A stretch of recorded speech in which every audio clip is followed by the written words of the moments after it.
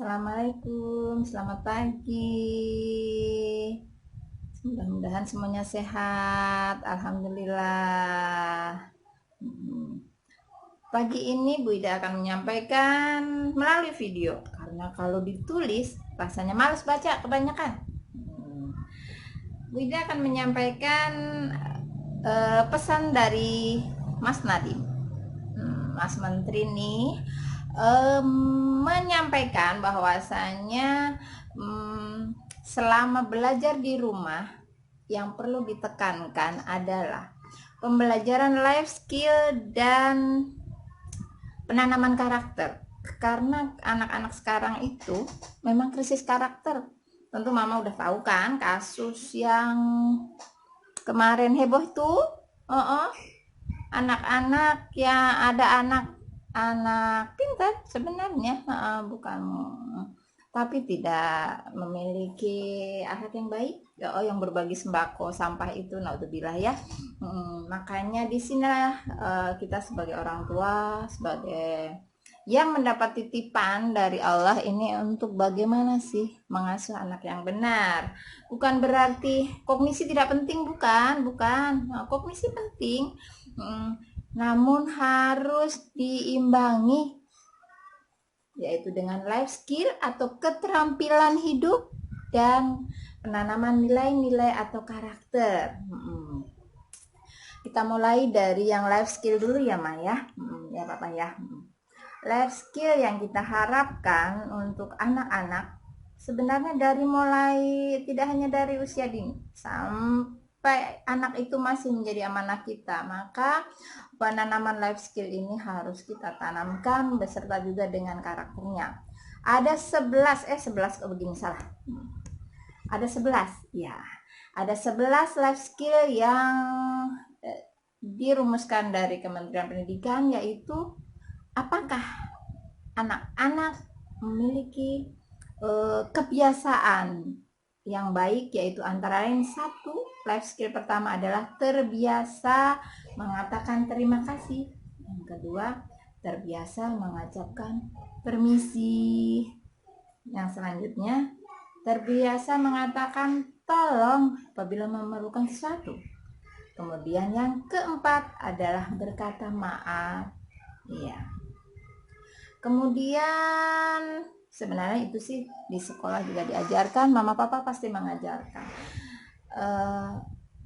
Selanjutnya yang kelima adalah anak-anak dapat memakai pakaian sendiri. Hayo yang habis mandi pagi ini, apakah ada yang memakai pakaian sendiri atau masih dibantu sama mama atau papa? Oke.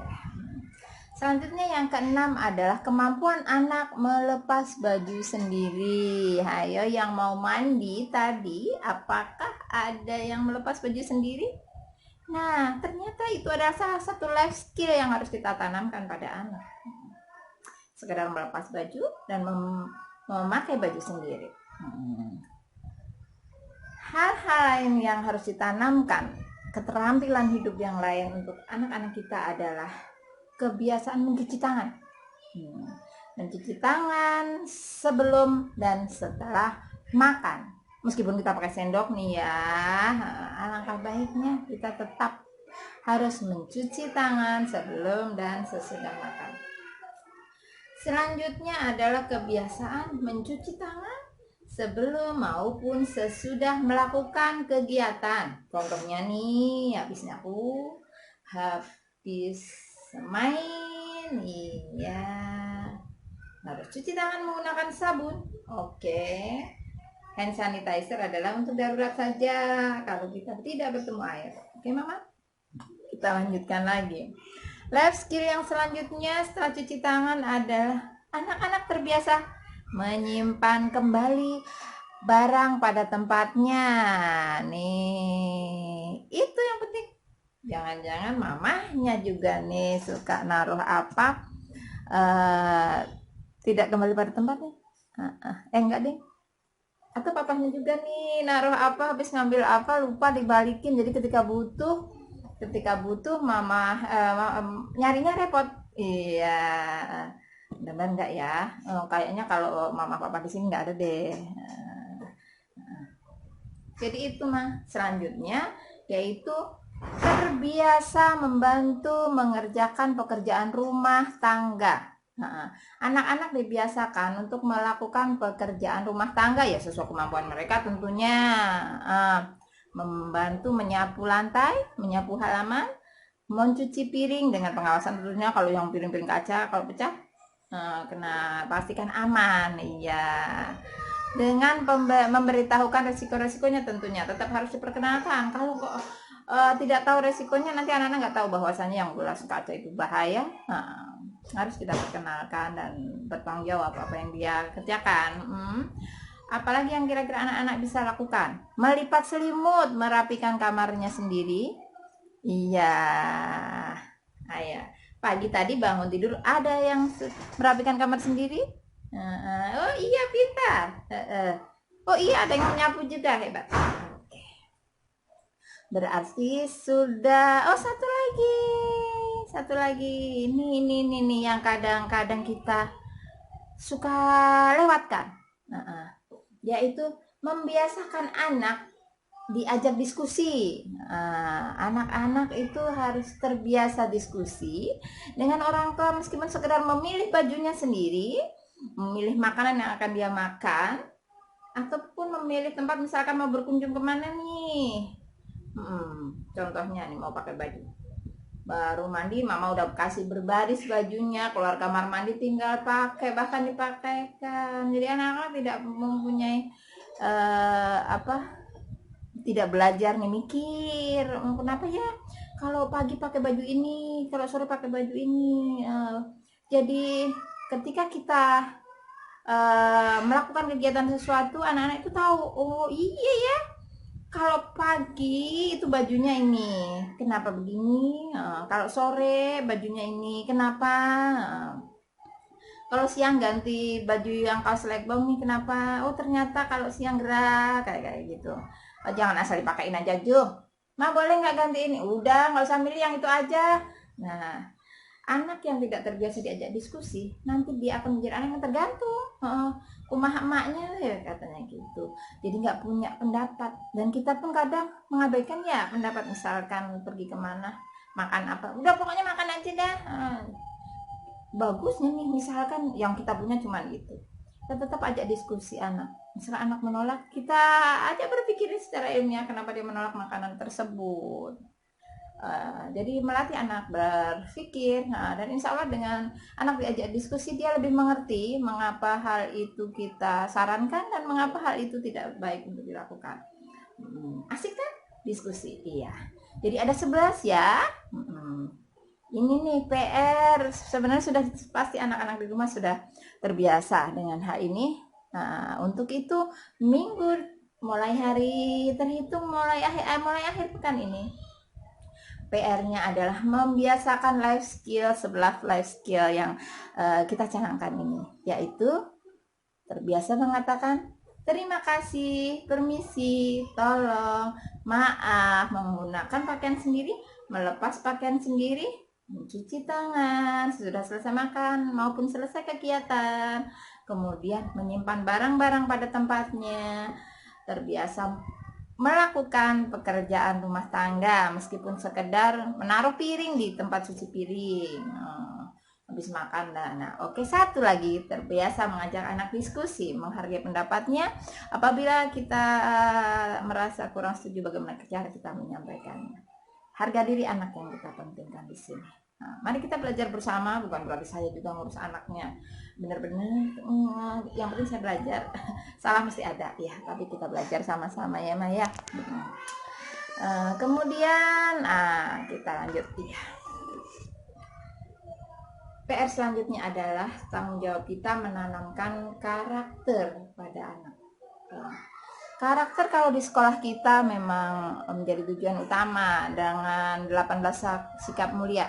Oke, pasti ingat teman-teman. Oke, kita nyanyi dulu sebelum kita lihat karakter menurut rumusnya Mas Menteri. Oke. Mutu, hormat, jujur, bersih, dan kasih sayang, sabar, syukur, ikhlas, disiplin, tanggung jawab. Oke, iya benar. Teman-teman bisa nerusin. Iya. Khusyuk, rajin, ramah, takwa, berpikir positif, istiqomah, rendah hati, dan qanaah. Iya, coba kalau anak-anak kita punya sifat-sifat mulia itu, ya Allah, surga banget ya. Surga banget. Oke, oke. Kita masuk ke selanjutnya.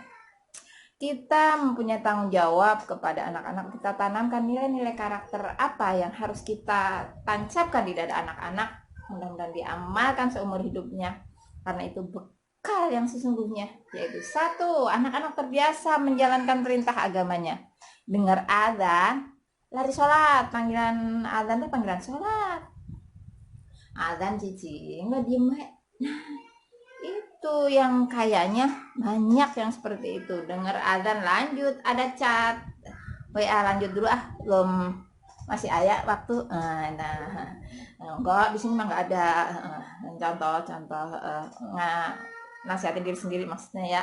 Jadi anak-anak terbiasa melakukan ajaran agamanya, contohnya berdoa sebelum ataupun sesudah makan, sebelum tidur, sebangun tidur.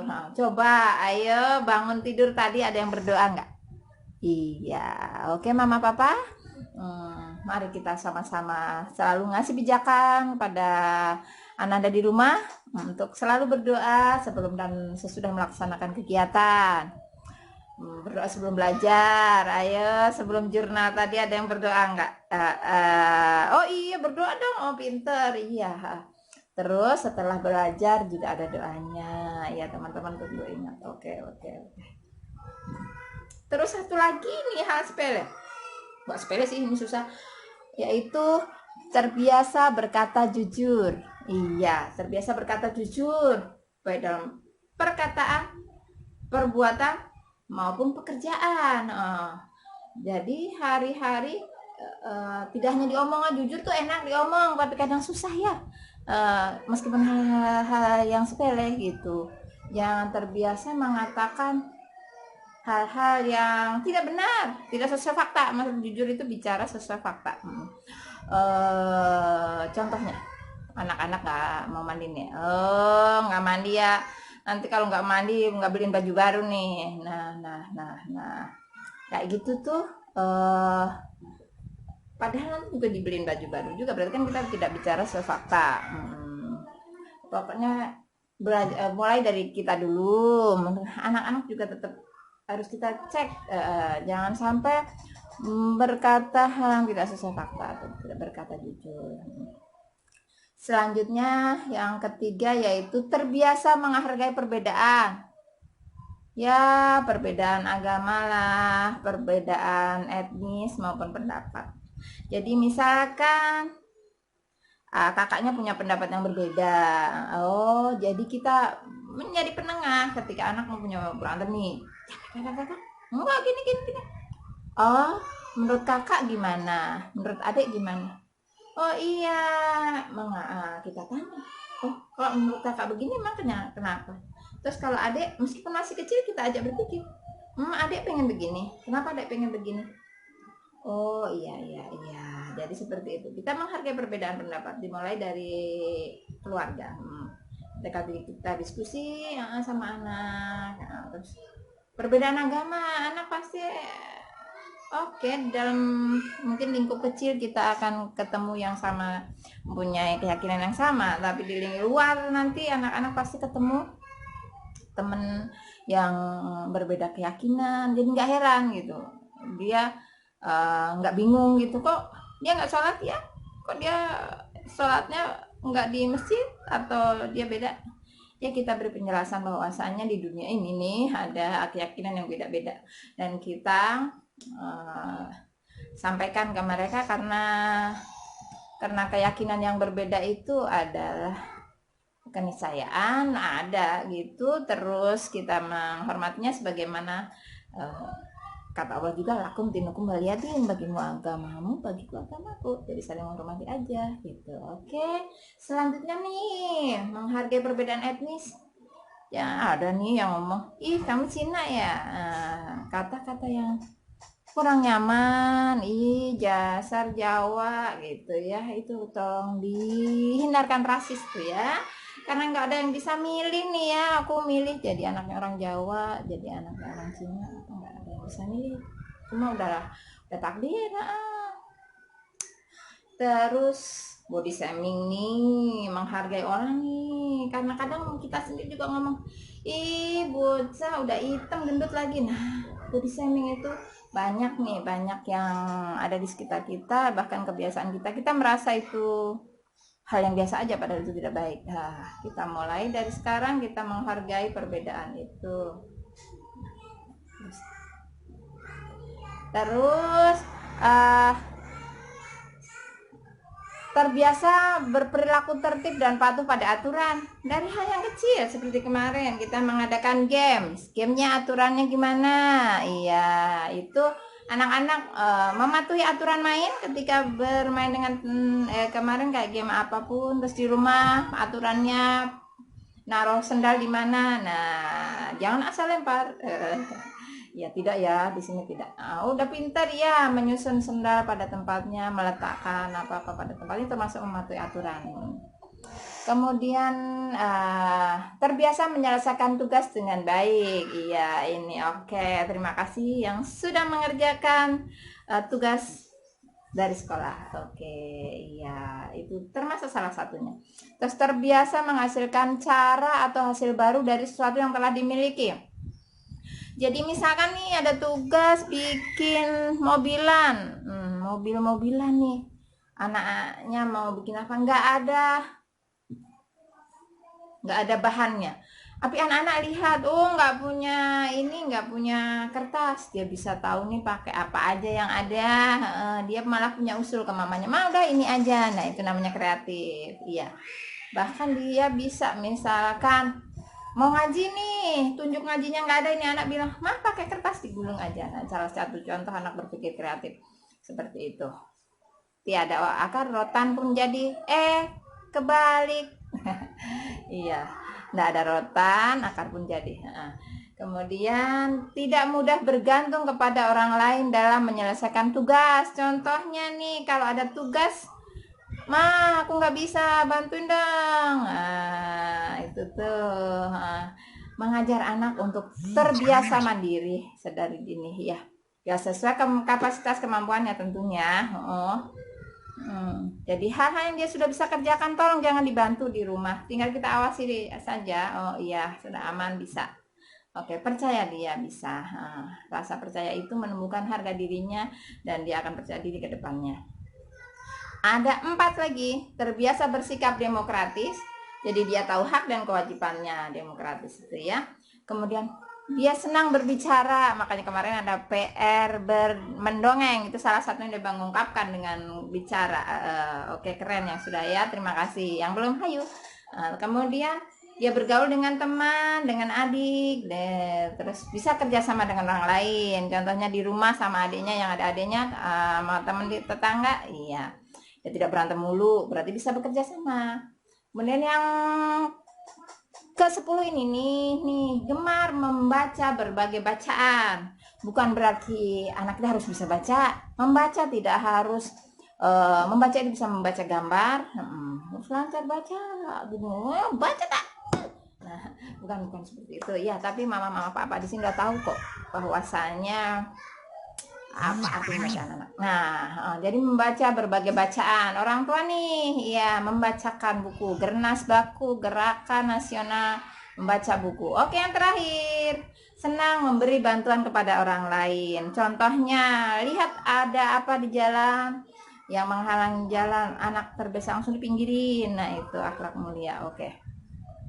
Ngelihat teman sepedanya miring, dilurusin, dipasang biar nggak roboh, kayak gitu nih, hal sepele. Lihat mamahnya ngambil jemuran, dia datang ikut bantu. Nah itu tuh akhlak mulia. Oke. Sebenarnya kurang spesifik ya, 11 nilai-nilai karakter dari Mas Menteri. Tapi nggak apa-apa, alhamdulillah. Oke, nanti saya share di grup. Dan nanti ada checklist isian itu sebenarnya saya sudah siapkan Google Form, nanti akan saya sampaikan lewat sana. Oke, kalau ada pertanyaan boleh nanti WA ya, boleh di grup, boleh japri. Oke, sekian dari saya. Billahi taufiq wal hidayah. Wassalamualaikum warahmatullahi wabarakatuh.